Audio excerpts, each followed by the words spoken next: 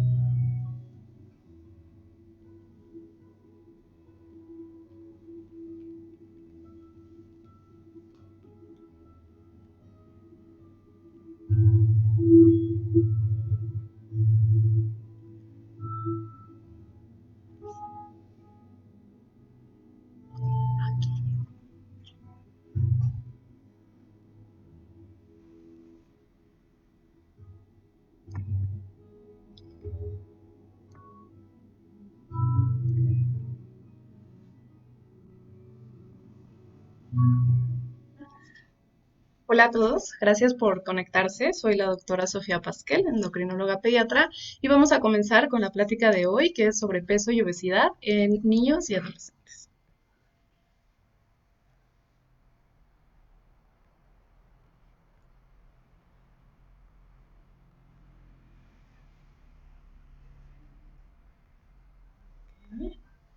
Bueno, vamos a empezar con qué es la obesidad y el sobrepeso. Primero quiero que estemos en sintonía y quede claro que ambas son enfermedades, no son problemas estéticos. Es una enfermedad en donde existe exceso de la grasa corporal y van a aumentar el riesgo de enfermedades como diabetes mellitus, infartos, de tener la presión alta y muchas otras enfermedades, incluso algunos tipos de cáncer. Entonces es muy importante que tomemos en cuenta que no solamente se trata de algo estético, sino que realmente existe un problema y no debemos de esperar a que aparezca otra enfermedad para que entonces atendamos el sobrepeso o la obesidad de nuestros hijos.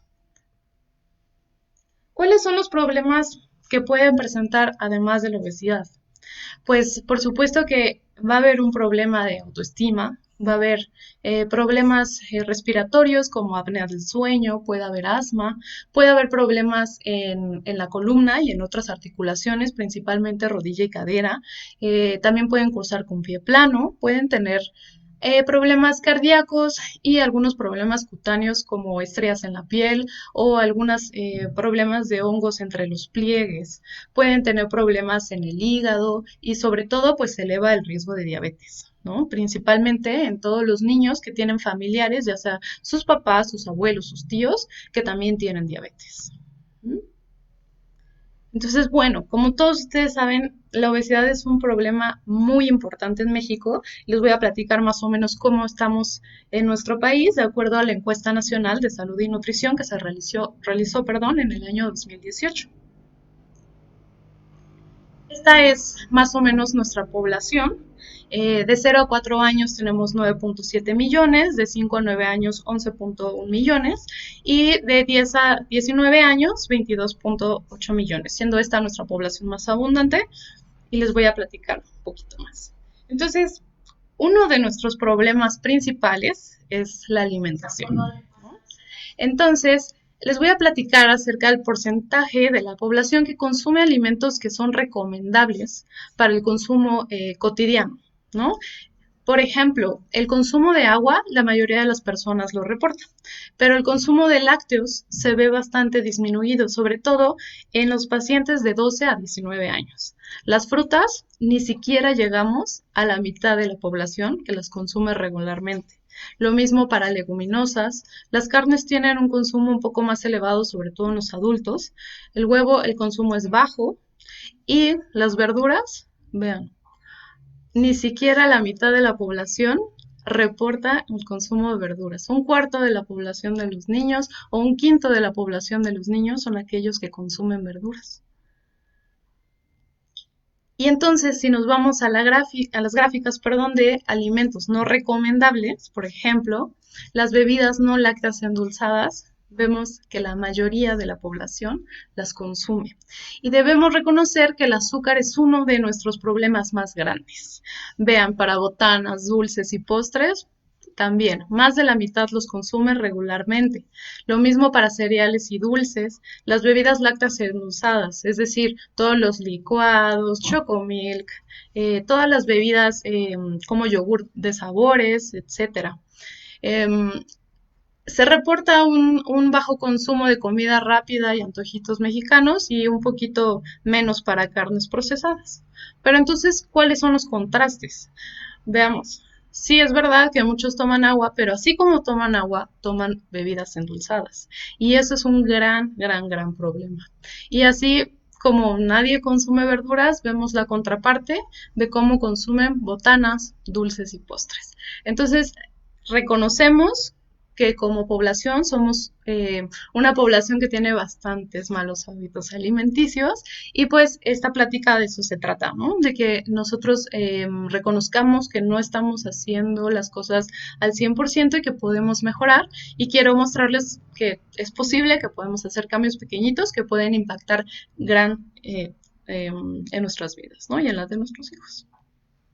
Bueno, entonces esta gráfica muestra cómo en los pacientes de 0 a 4 años ha evolucionado el porcentaje de población con sobrepeso y vemos cómo para 2018 seguimos con nuestros 8.2 millones de niños afectados. Entonces, esto se divide en el área urbana y en el área rural y aún así vemos que la diferencia es de 8.4 y 7.8 realmente la presentamos en ambos escenarios. Esta es la prevalencia de sobrepeso y obesidad de 5 a 11 años de edad. Entonces vemos como para 2018, si bien ha disminuido un poquito a partir de 2006, que teníamos un problema de sobrepeso y obesidad combinadas, vemos la gráfica como de un 20.2 bajó a un 18.1, pero eso es un poquito engañoso porque lo que pasó es que se nos fueron hacia la obesidad. Y entonces el día de hoy tenemos una prevalencia combinada del 35.6%. Esto para los pacientes de 5 a 11 años, ¿no? Entonces vemos cómo en la zona urbana el problema es mayor, con un 37.9% de la población, es decir, casi un 40% tenemos hijos con este problema. Y el 29.7% para las zonas rurales. Y para la población de los que son un poquito más grandes, vemos de 12 a 19 años, como vemos en sobrepeso, el azul más oscuro, en azul más claro, obesidad y sus prevalencias combinadas para hombres y mujeres, ¿no? Entonces vemos como para mujeres, en 2012 la prevalencia era de 35.8, pero para 2018 ya tenemos 45.1 y en hombres de 33.2 se nos fue a 35.8. Es decir, el día de hoy tenemos una prevalencia de 39.7 en el área urbana y de 34.6 para el área rural. Entonces, ¿qué vamos a hacer? Número 1, identificar si mi hijo o mi hija tiene un problema de sobrepeso u obesidad. ¿Vale? Reconocer que no es un problema estético, no es algo que va a pasar, no es algo que pues va a crecer y se le va a quitar. Es un problema de salud y tenemos que iniciar cambios al estilo de vida, pero familiar. ¿Sale? No se trata nada más de que nuestros hijos estén a dieta mientras los adultos hacemos lo que queremos. Así no funciona. Se tienen que hacer cambios al estilo de vida familiar y lo recalco porque intentar hacer cambios en la salud de los niños sin que los adultos se involucren es imposible. Entonces necesito mucho de su apoyo para que entonces sus hijos puedan hacer cambios para su bien, ¿vale? Y Algo que es muy favorable es estimular positivamente los logros que se van obteniendo. No reprender, no hacer sentir mal, no castigo, sino estimular positivamente. Y como digo estimular positivamente, pues se debe de buscar alguna manera, por ejemplo, de te compro el libro que quieres, te compro la bicicleta que quieres, te llevo al cine, te llevo al teatro, te llevo al parque. No te invito a cenar pizza, te invito a cenar tacos, te invito unas donas. No, no, no, no, no recompensemos con comida. ¿Por qué? Porque entonces nosotros como mexicanos somos una sociedad que todo lo festejamos comiendo, ¿no? Cumpleaños, comida. Navidad, cena. Día de las Madres, desayuno o comida. Así somos. Festejamos siempre con comida. No hay festejo sin pastel y demás. Entonces, el problema es que siempre en nuestro cerebro pues estamos recibiendo que todo lo bueno se asocia a la comida y el problema es que cuando a un niño, sobre todo a los más pequeñitos, los restringimos, entonces ellos sienten esto un poco como un castigo. Entonces tenemos que hacer cambios al estilo de vida familiar para que vean que todo a su alrededor ha cambiado, que no es para ellos nada más, esto no es un castigo, esto es caminar hacia la salud. ¿Sale? Y pues por favor dejar atrás los mitos, ¿no? Mitos como mi hijo es muy alto y por eso come más. Foco rojo. Tenemos que tomar en cuenta que muchas veces los niños, como están creciendo, ellos no solamente suben de peso, como lo hacemos los adultos cuando comemos de más. Un niño que está sobrealimentado no nada más va a subir de peso, sino que además va a crecer más. Y probablemente sea siempre de los más altos del salón, ¿no? Y pensemos, y visualmente a lo mejor no se vea como un niño que tiene un problema de sobrepeso, sino un niño simplemente más grande, pero puede haber un problema detrás. Mitos como los niños están creciendo y no importa cuánto coman, porque están en crecimiento y pues no importa. No, no, no, no funciona así. Los niños deben de moderar su consumo, ¿sale? Y mi hijo no come fruta, por eso le doy jugos, para que así 5 naranjas de un jalón para adentro. Error. No hagamos eso. Los jugos no son la manera de administrar las porciones de frutas que nosotros debemos de darle a nuestros hijos. ¿Por qué? Porque justamente pasa eso. Si tomamos un vaso de jugo, nos llevamos de 4 a 5 naranjas, es decir, el azúcar de 4 o 5 naranjas, sin el consumo de fibra y sin la saciedad que nos da el consumo de la naranja completa. Entonces, por ejemplo, pues buscar la manera de incluir las frutas en su alimentación. A veces cuesta mucho trabajo, es un cambio radical porque no están acostumbrados, pero poco a poco hay que ir incluyéndolo dentro de sus alimentos todos los días. Y otro mito, los niños delgados están desnutridos. No, la mayoría de los niños deben de verse delgados. Estamos acostumbrados a vernos gorditos. ¿Por qué? Pues porque más del 70% de los adultos tienen un problema de sobrepeso y obesidad. Entonces visualmente estamos acostumbrados a vernos así. Pero eso no significa que sea correcto. Y muchas veces pensamos que la gente que es delgada tiene un problema. O que la gente que bajó de peso se enfermó y por eso bajó de peso. Pero eso no debe de ser así. Más bien, debemos de cambiar nuestro chip y pensar que quien no está sano es quien tiene sobrepeso, quien tiene obesidad. Y los que están sanos son los que están en su peso. No estoy hablando de estar en un rango de desnutrición o con un problema de alimentación, tampoco es correcto, también son enfermedades. Pero no por ver a alguien que no tiene sobrepeso, no tiene obesidad, significa que tenga una enfermedad, no es así. Entonces, adiós a los niños gorditos y bonitos, porque nos llevan muchos problemas. ¿Y cómo voy a hacer que un hijo deje atrás todo el azúcar y ahora nos acepte las verduras? Pues efectivamente, el azúcar es un alimento altamente adictivo. Y sí, ¿por qué? Porque enciende ciertos centros de recompensa en el cerebro. Entonces, consumir azúcar nos produce placer. Entonces, tal como si hiciéramos ejercicio, como si hiciéramos una actividad que nos gusta. Entonces, quitar el azúcar de nuestras vidas cuesta mucho trabajo. Pero ¿cómo vamos a hacer? ¿Cómo vamos a sacarlo? Pues poco a poco. No se trata de que nunca jamás vuelvan a probar un dulce, no se trata de que nunca jamás vuelvan a probar un pan dulce, sino de que vayamos haciendo cambios poco a poco para lograr un normopeso y que entonces eventualmente podamos consumir estos alimentos. Pero lo que no es correcto y lo que no debe de ser es que estos alimentos que ven ustedes en la pantalla pues sean alimentos que formen parte de su vida diaria, de su vida cotidiana, del lonche escolar, por ejemplo, ¿no? Y tampoco se trata de que los llevemos al extremo y les queramos dar de comer un brócoli nada más. Eso tampoco funciona. Entonces, ¿qué es lo más sencillo? Pues que nos guiemos por el plato del bien comer.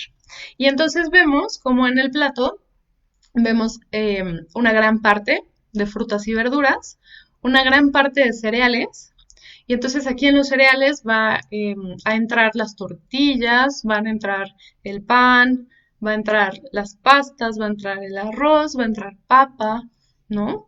Entonces aquí sí forma gran parte del plato, porque gran parte de nuestra dieta debe de venir de ese tipo de carbohidratos, pero no quiero que piensen que, bueno, es libre. No, ahorita platicamos más sobre las porciones.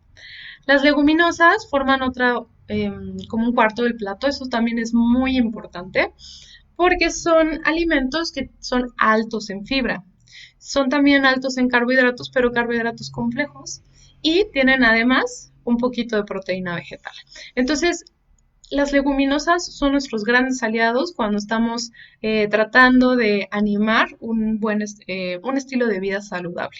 ¿Por qué? Porque producen saciedad, porque son altos en fibra y porque, pues la verdad es que en nuestra gastronomía mexicana, pues encontramos una gran variedad de cocinarlas, ¿no? Y de introducirlos en nuestra dieta. Entonces, son un gran aliado para la alimentación, siempre y cuando, pues, las cocinemos con poca grasa, ¿no?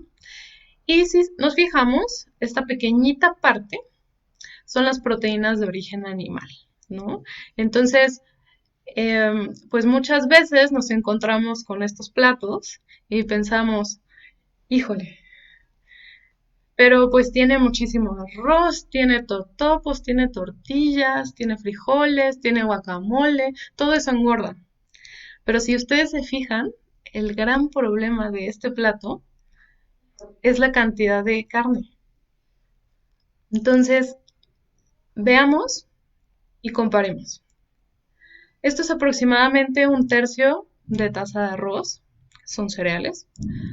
Esto es prácticamente la misma cantidad de frijoles, son leguminosas. Los totopos, pues preferiríamos que no estuvieran fritos.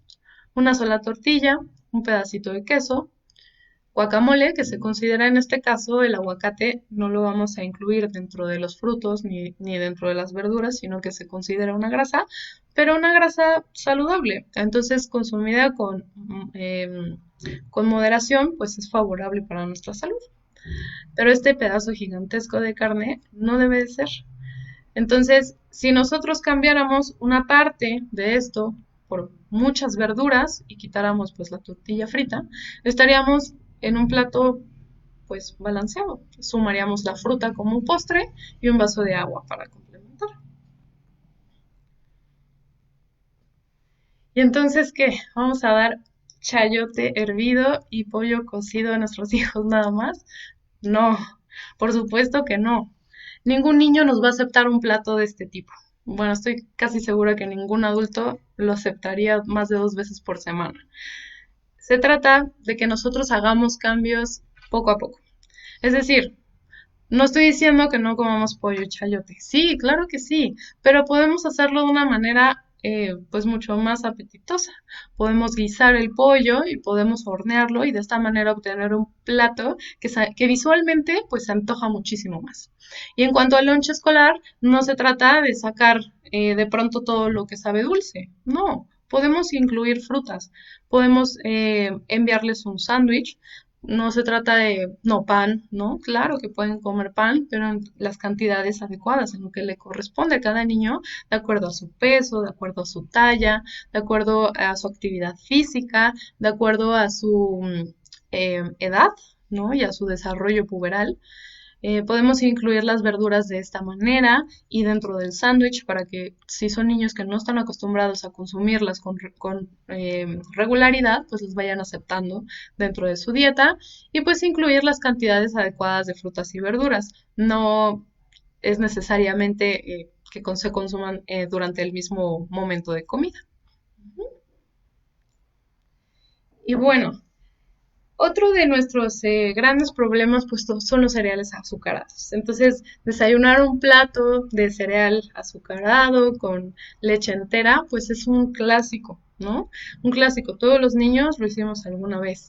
Entonces, em, hacer un cambio de que adiós, nunca más cereales, tal vez pueda ser difícil, pero podemos optar por opciones más saludables. Por ejemplo, avena, ¿no? No le ponemos azúcar, le ponemos leche descremada, ¿no? Y en esto incluimos algunas moras para que puedan endulzar un poco el sabor del desayuno, ¿vale?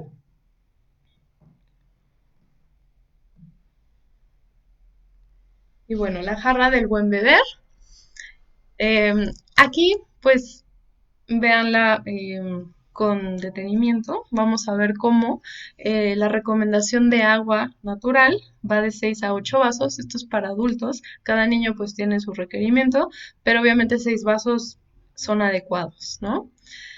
La recomendación acerca de los lácteos descremados o semidescremados o bebidas de soya sin azúcar o otro tipo de bebidas como almendra, arroz, coco, etcétera, pero sin azúcar, es de 2 vasos al día. Ujú. Esto es porque este tipo de bebidas vienen adicionadas principalmente con calcio, vitamina A y vitamina D, que son necesarias para nuestro cuerpo y que a veces no las consumimos en suficiente cantidad en la dieta y entonces requerimos de este tipo de bebidas o de alimentos que vienen fortificados para llegar a nuestros requerimientos diarios. Café y té sin azúcar, pues bueno, de 0 a 4 tazas es la recomendación. Y bebidas no calóricas con endulcorantes artificiales. Entonces ahí pues tenemos un punto a tocar.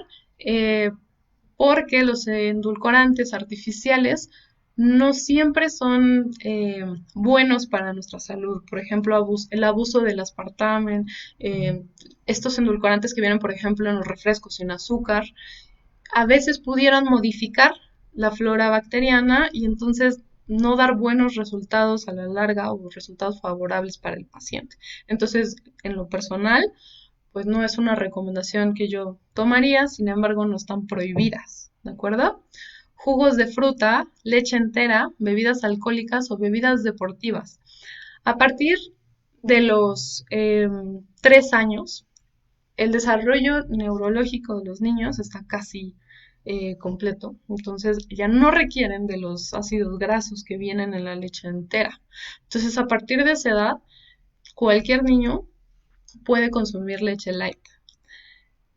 A veces pensamos que la leche light como casi no tiene sabor, pudiera ser que no tuviera todos los nutrientes y a veces pensamos que viene diluida, pero no es así. Lo que se hace con la leche descremada o semidescremada es que se le retira parte o la mayoría de la grasa butírica, que es la grasa de la leche, y es la razón por la que sabe tan diluida. Pero no se le retira ni el calcio, y por supuesto que la adicionan igual con vitamina D, con vitamina A. Entonces sigue siendo, no es una leche diluida, sigue siendo un buen alimento para los niños, ¿vale? Entonces la recomendación es que a partir de los 3 años se utilicen leches descremadas o leches light y a partir de esa edad, pues la leche entera o jugos de fruta, medio vaso como mucho, ¿no? Y refrescos comunes y corrientes y agua de sabor. Incluso si ustedes la preparan en casa, me gustaría saber, por ejemplo, si preparan agua de melón, agua de sandía, cuántas cucharadas de azúcar le ponen. Entonces, todo lo bueno que llevábamos con el agua, con la fruta, híjole, con toda esa cantidad de azúcar ya no se vuelve una bebida saludable, ¿no? Entonces, la recomendación para bebidas endulzadas es de 0 vasos. Entonces, ¿qué quedamos? Pues adiós a los jugos. Los jugos, así sean naturales, no son saludables, ni para niños, ni para adultos, ni los jugos verdes con azúcar, eso no es beneficioso. Entonces, vamos a ofrecerle a nuestros hijos la fruta natural, ¿vale? Bueno, entonces, pues, ¿cuáles son las recomendaciones generales? Primero, pues preparar los alimentos en casa. Preparar los alimentos en casa nos va a permitir que nosotros sepamos cuánta grasa le ponemos cuando asamos un pedazo de carne o cuánta grasa le ponemos cada vez que preparamos cualquier alimento y sobre todo las porciones. Las porciones en los restaurantes suelen ser muy grandes o en los puestos que encontramos en la calle suelen ser muy grandes, ¿no? Entonces, muchas veces excedemos porque cómo se va a quedar, cómo se va a desperdiciar, y eso tampoco es correcto. Nosotros a los niños debemos de permitirles comer hasta donde sientan saciedad. Esto de no te paras hasta que te lo termines, pues es una práctica que no nos lleva a nada bueno, porque entonces nosotros lo que hacemos es que al niño le enseñamos a que se tiene que acabar el plato, tenga lo que tenga, ¿no? Y no logramos que pues ellos controlen, ¿no? Su sistema de saciedad y hambre, y entonces podemos hacer que ignoren esas señales de saciedad y que más adelante les cueste trabajo reconocerlas, y entonces ellos terminen de comer cuando se terminen del plato, sea la cantidad que esté servido en el plato, ¿no? Otra opción también es utilizar platos pequeños. Los niños no deben de comer las mismas cantidades de los adultos, ¿no? Entonces, y los adultos tal vez deberíamos de reducir el tamaño de nuestros platos para que de esta manera visualmente pues veamos un plato que esté completo y no sintamos que estamos comiendo poquito, sino realmente lo que necesitamos y que visualmente también nuestro cerebro asimile que eso es la cantidad que nosotros necesitamos, ¿no? Y preparar los alimentos de forma apetitosa. No nos pongamos el pie y desde que lo estamos preparando no se nos antoja ni siquiera a los adultos y entonces, ¿cómo vamos a convencer a nuestros hijos de que lo hagan? Es difícil. Entonces, guisen las verduras de manera que se les antoje, utilicen muchas especies diferentes, vayan al súper y recorran el stand de las especias, se van a encontrar con muchos nuevos sabores que no necesariamente vamos a tener que añadir sal o algunos condimentos que contienen azúcar. Ustedes si leen las etiquetas, por ejemplo, de algunas salsas como catsup, como mayonesa, como mostaza, se van a sorprender que incluso todo eso tiene azúcar y la gran cantidad de azúcar que podríamos encontrar en una salsa de tomate también, por ejemplo.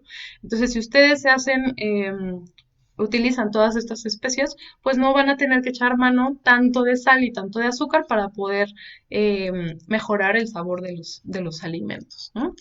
No saltarse comidas.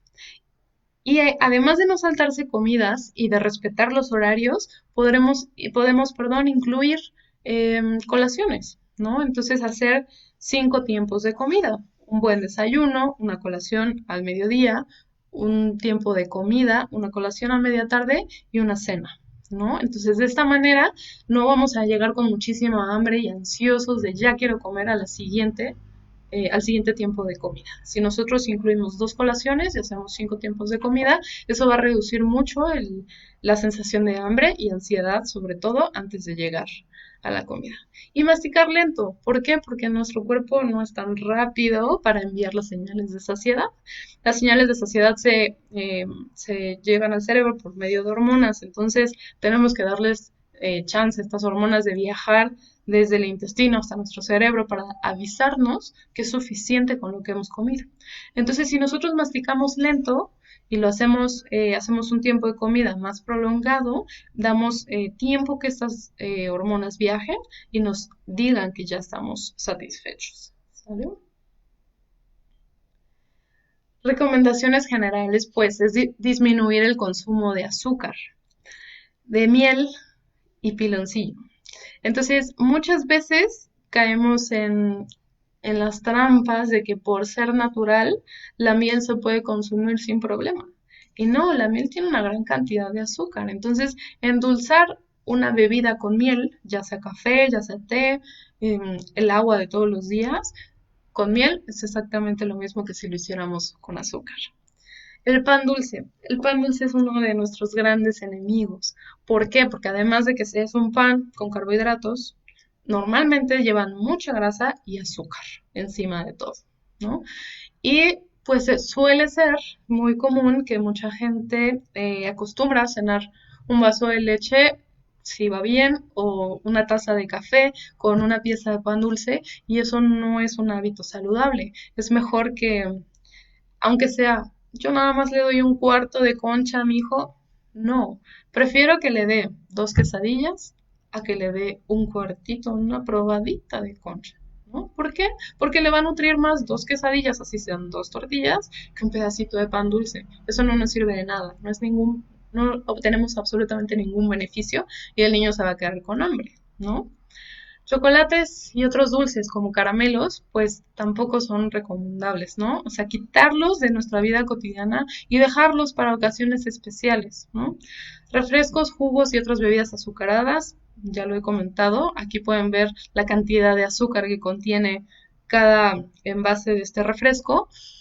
Los helados tienen una gran cantidad de calorías, ¿no? No nada más es el azúcar, sino muchas veces están preparados con leche, entonces también grasa, ¿no?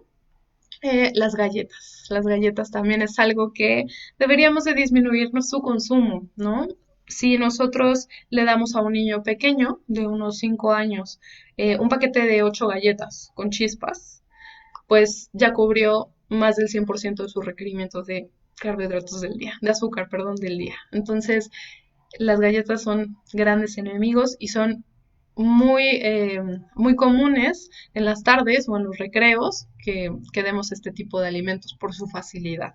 Entonces, cambiar de tipo de galletas, no todas las galletas están prohibidas, podemos utilizar aquellas opciones con menos azúcar, es decir, las que no tienen relleno, las que no tienen chispas, y podemos, como recomendación, pues utilizar galletas Marías, galletas de animalitos, pues son las que tienen menos azúcar y no privamos, ¿no? Del consumo de este tipo de alimentos por completo.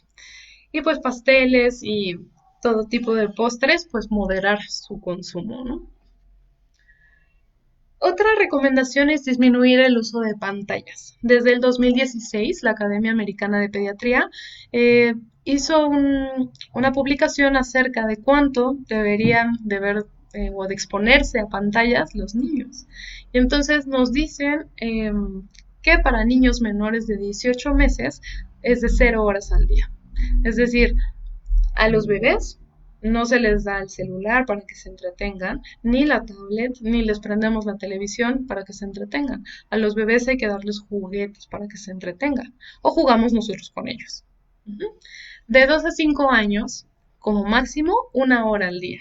Y por supuesto, limitando, bueno, el tipo de exposición a pantalla, ¿no? O sea, que sea un programa que estimule su desarrollo. Y para los niños de 6 años en adelante, la recomendación es que se establezcan límites y horarios, ¿no?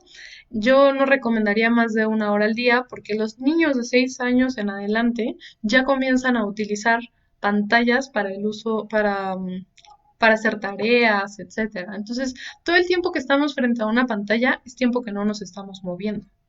Y entonces ahora las tareas se vuelven digitales en lugar de sal y construye con tus compañeros una maqueta. Y entonces todo eso que utilizábamos nosotros antes para movernos, nuestros hijos ya no lo utilizan, ¿no? Otra recomendación muy, muy importante es que no utilicemos la hora de la comida para ver la tele. ¿Por qué? Porque si yo estoy distraída viendo un programa, ¿no?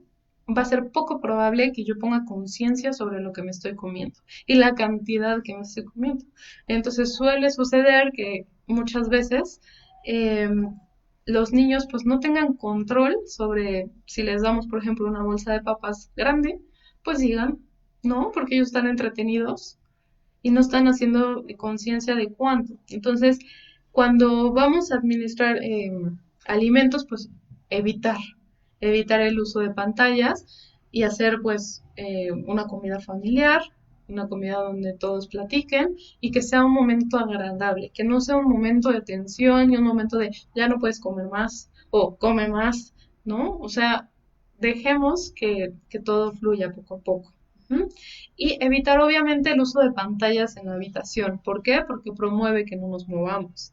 Entonces, además de que pues tienen otros problemas más adelante con el desarrollo de capacidades sociales, etcétera, pues el uso de pantallas en la habitación no es recomendable tampoco porque pues vamos a estar ahí sentados viendo una pantalla.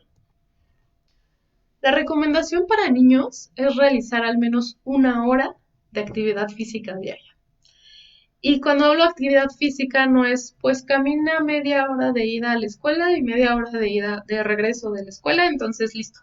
Ahí está mi actividad física diaria. Ah, más lo que le dan de educación física en la escuela. No. La recomendación para los niños es una actividad de una hora, perdón, de actividad física diaria, pero efectiva. Es decir, una hora de baile, una hora de que salgan con un balón, ¿no? A hacer la actividad que más les guste. Una hora de ciclismo, una hora de karate, de natación, de lo que más les guste. Muchas veces cuesta trabajo que los niños quieran iniciar, ¿no? Una actividad física porque lo sienten como una obligación. Y entonces, pues debemos de enfocarnos en qué es lo que más les gusta, ¿no? Para que sea algo que disfruten y no algo que hagan porque tienen que hacerlo, sino que sea algo que les guste y que incluso más adelante se vuelva un hábito, o sea, bueno, que se vuelva un hábito porque es una situación agradable para ellos y que más adelante, cuando ellos sean adultos y puedan decidir por sí mismos, sea una actividad que tengan que incluir dentro de su vida diaria, o sea, algo que ya no quieran sacar de su vida, ¿no? Así como ya nadie me obliga, ya no lo hago. No, sino que sea algo agradable para ellos y fomentemos hábitos saludables. Y bueno, cambios al estilo de vida familiar. Entonces, traten de involucrar a toda su familia. Muchas veces hay familias que son muy grandes, que tienen muchos hermanos y que no todos tienen problema de sobrepeso u obesidad. Pero no tener problemas de sobrepeso u obesidad, ya sean los tíos o los abuelos que vivan dentro de la casa, o los primos, ¿no? Incluso, pues el hecho de que ellos no tengan problema de peso no significa que deban de consumir refrescos o galletas o cereales azucarados. Si sacamos este tipo de alimentos que ya les mencioné de nuestras casas, va a ser de beneficio para todos. Porque no solamente quien tiene problema de sobrepeso u obesidad, va a tener, digamos, a la larga, digamos, en la infancia, ¿no? A la larga, problemas de diabetes o de presión alta, ¿no? Entonces, debemos de sacar estos alimentos que son nuestros enemigos de nuestras casas. Y pues, felicidades, porque ya saben qué es lo que tienen que hacer, qué es lo primero que tienen que hacer. Y bienvenidos a un nuevo estilo de vida saludable. Para hacer nuevos hábitos requerimos solamente de 21 días. 21 días con este nuevo estilo de vida, con estas nuevas recomendaciones y cada vez se va a hacer más fácil. Entre menos azúcar consuman en sus vidas, menos azúcar van a requerir. ¿Sale? Adelante y pues sí se puede. Ahora voy a contestar las preguntas. Ok. Entonces, Estrella me comenta que su niña tiene sobrepeso, tiene estreñimiento y tiene megacolon. Ok, bueno. Entonces los pacientes con megacolon muchas veces tienen estos problemas de estreñimientos. Depende de la cantidad y del segmento que haya sido afectado en su nena, pues debe de haber problemas con absorción de algunos nutrientes o sobre todo de la motilidad, ¿no? Entonces, con ella lo que más conviene es utilizar alimentos altos en fibra, ¿no? Leguminosas y pues todas las frutas y verduras, principalmente las moras, son las que tienen más fibra de las frutas, la papaya y las verduras que tienen mucha más fibra, como brócoli, calabaza, ¿no? Son de las que se puede usted ayudar. Ok. Itzel, mi hijo casi nunca quiere carne, ¿con qué podría compensar? Y despierta en la noche para lactar, tiene 2 años y medio.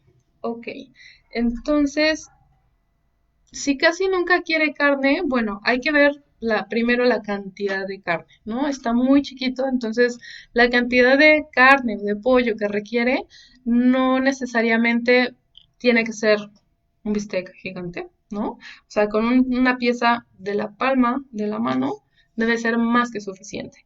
Y puede utilizar otro tipo de fuentes de proteínas, las leguminosas, el queso, el yogurt natural, por supuesto, y sin azúcar, la leche, ¿no? Estas también son fuentes de proteínas.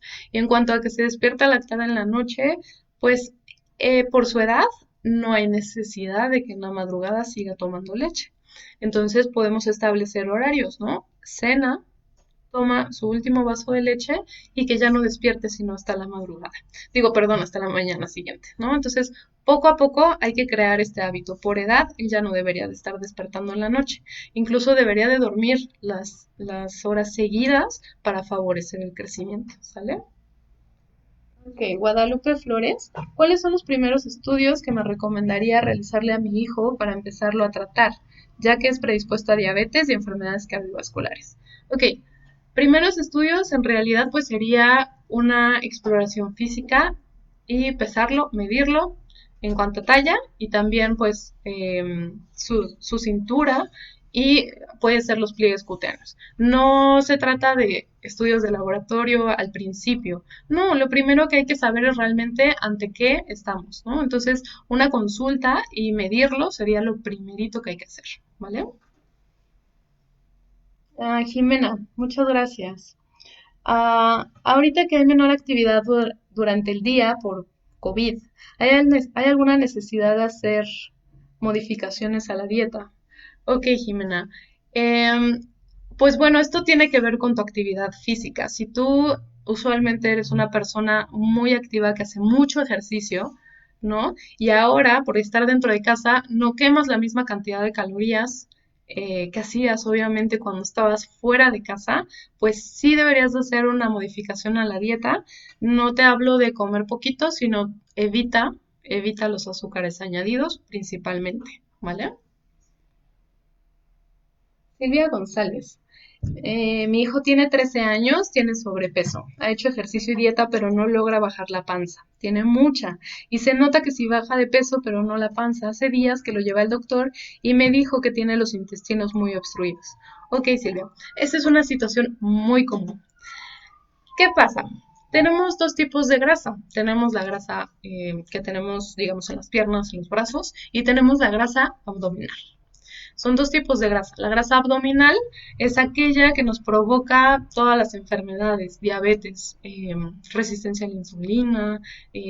Entonces, esa grasa es muy difícil de disminuir sin un régimen adecuado. A veces puede hacer que no sea tan evidente la baja de peso, digamos en kilos, porque si está haciendo mucho ejercicio está aumentando su masa muscular y el músculo pesa, digamos, pesa más que la grasa, ¿no? Digamos en proporción. Entonces, si no baja tanto en kilos y tampoco baja tanto la cintura, puede hacer que tenga un problema de resistencia a la insulina que le esté impidiendo que a pesar de hacer dieta y ejercicio, y sí lo está haciendo, sí puede hacer que este problema hormonal no le permita disminuir esa grasita abdominal. Entonces, con él pues pudiera ser una evaluación mucho más profunda, ¿no? Y el hecho de que esos bueno, intestinos estén obstruidos eh, puede hacer que por el tipo de dieta él esté cursando con estreñimiento. La recomendación pues es disminuir el consumo de harinas blancas, ¿no? Disminuir el consumo de pan, de papa, de todas las verduras cocidas, pues eso favorece el estreñimiento, así como digamos, el pollo hervido, ¿no? Entonces, preferir los alimentos a la plancha, preferir las verduras que se pueden comer crudas, el uso de las frutas con mayor contenido de fibra, como ya comentamos, las papayas, las moras, ¿no? Y evitar pastas, evitar arroz, evitar pan y favorecer la actividad física. Yo sé que estamos encerrados, que estamos en casa, pero podemos poner un video, podemos poner este, alguna actividad en pantalla que nos haga pues movernos o pues lo que usted pues, no se acostumbre a hacernos yoga o lo que le guste.